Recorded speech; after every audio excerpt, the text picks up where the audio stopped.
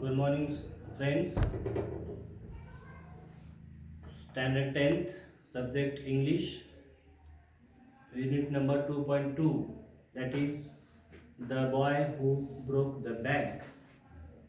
This lesson we have finished from unit number 2.2, and then we are discussing language study. In yesterday's video, we have discussed adjective clause, how to make the clauses and how to make the sentence complete. Now today in this video we are discussing the next part, that is tense, right? Very important part of grammar. uh, this is tense is very important part in grammar. So let us discuss tense. See on page number 55 in your textbook. Tense is the form of a verb which shows the time at which an action takes place. That is the past, the present and the future. See, tense is a form of verb. आता tense काय असते?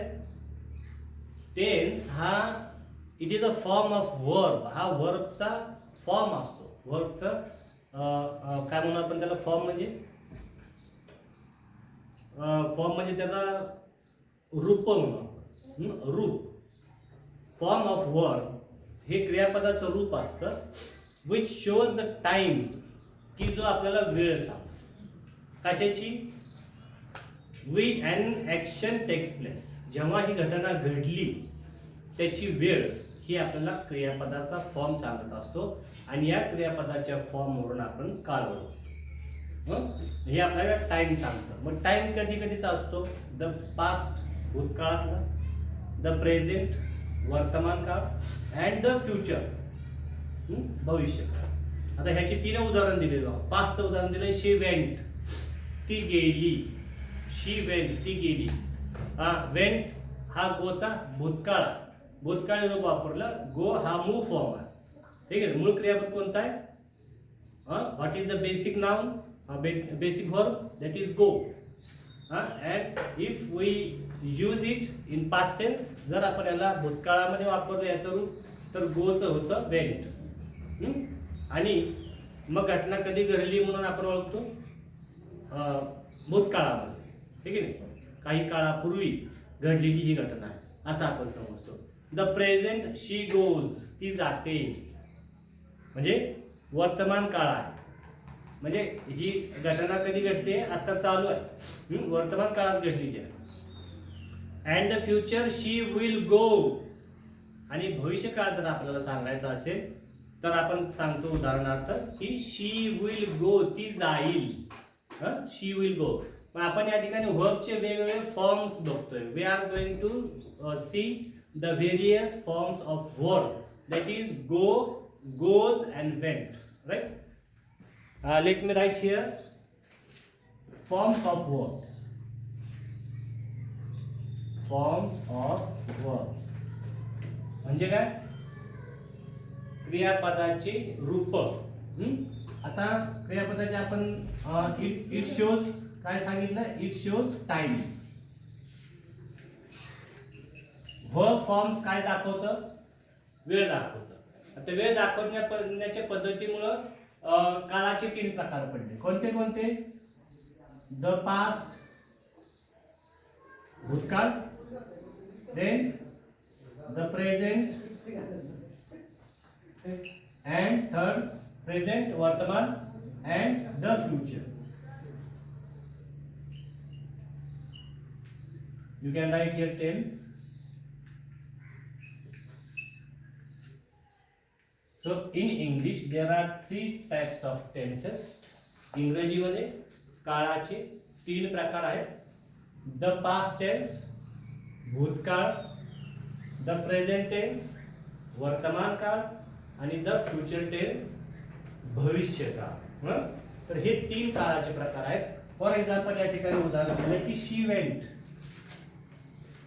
शी went, ती गेली. भूतकाळातली घटना, शी went. त्यानंतर सांगितलं की शी goes, ती जाते, वर्तमान काळ. आणि भूतकाळामध्ये जर सांगायचं म्हटलं तर शी विल गो.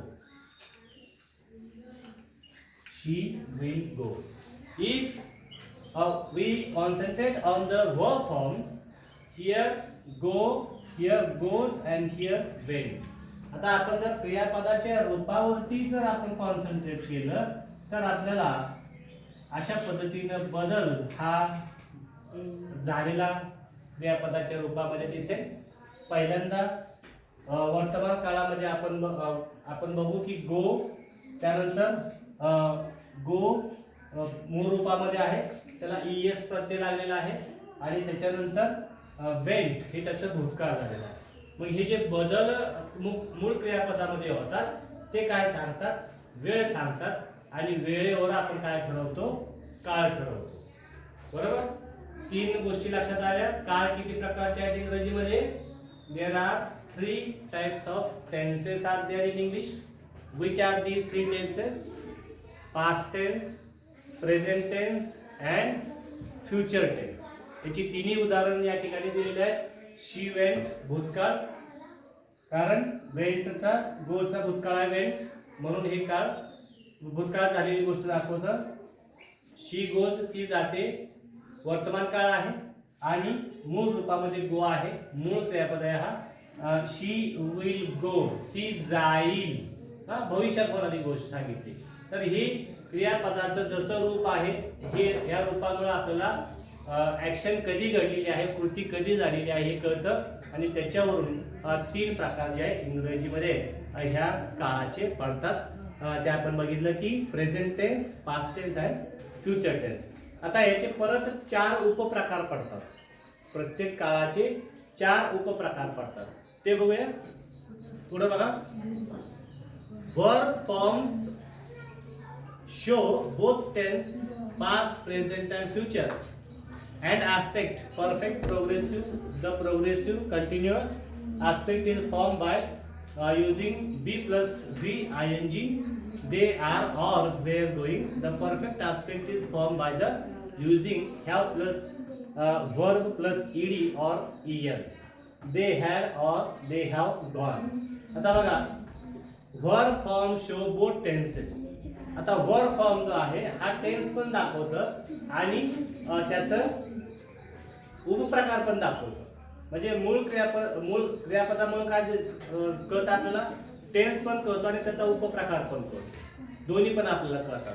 मग सांगितलं की प्रोग्रेसिव्ह टेन्स कंटिन्युअस. प्रोग्रेसिव्ह म्हणजे काय? कंटिन्युअस. कसा बनतो? काळ कसा बनतो? या ठिकाणी सांगितलं की be plus V I N G. Be म्हणजे टू बी ची रूप आहे आणि व्ही म्हणजे वर्ब आहे, मुख्य क्रियापद, त्याला आय एन जी प्रत्यय लागलं की ते कंटिन्युअस टेन्स असतो, प्रोग्रेसिव्ह टेन्स असतो. फॉर एक्झाम्पल या ठिकाणी सांगितलं की they are going or they were going. So this is the example of progressive tense.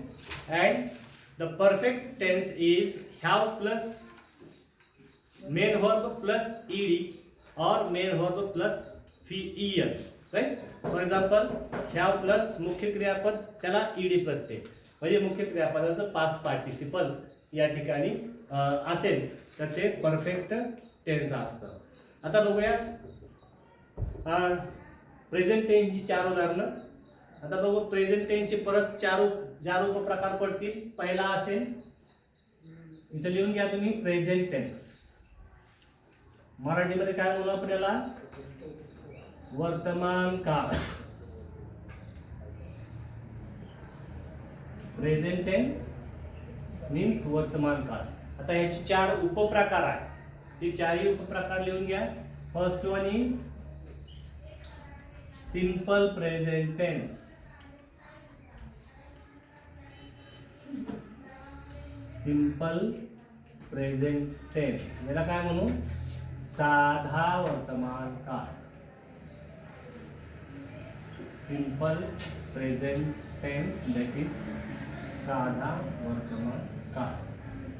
आता याची उदाहरणं द्यायची म्हटलं, फॉर एक्झाम्पल या ठिकाणी 2 उदाहरण दिले साध्या वर्तमान काळाची, सिंपल प्रेझेंट टेन्सची, की आय गो होम.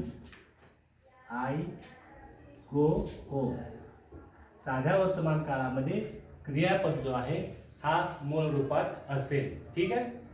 त्यानंतर ह्याला ईएस प्रत्यय जरी लागला गोजला तरी ते वर्तमान काळातलंच असतं रूप, हे लक्षात घ्या. For example she goes home, she goes home, ती घरी जाते. नेहमीची गोष्ट आहे. म्हणून गोला ईएस प्रत्यय लागलं, जी गोला ईएस प्रत्यय लागल्यानं त्याचा काळ बदलत नाही. मग कर्त्याच्या अनुसार त्याचं रूप बदललेलं आहे, ते काही काळाला अनुसरून बदललेलं नाही. हे दोन्ही गो आणि गोज ही दोन्ही क्रियापदाची रूप ही वर्तमान काळातलीच आहेत. तर हे झालं सिंपल प्रेझेंट टेन्स. आता दुसरा प्रकार जो आहे याचा तो आहे present progressive. Present progressive tense. Present progressive tense means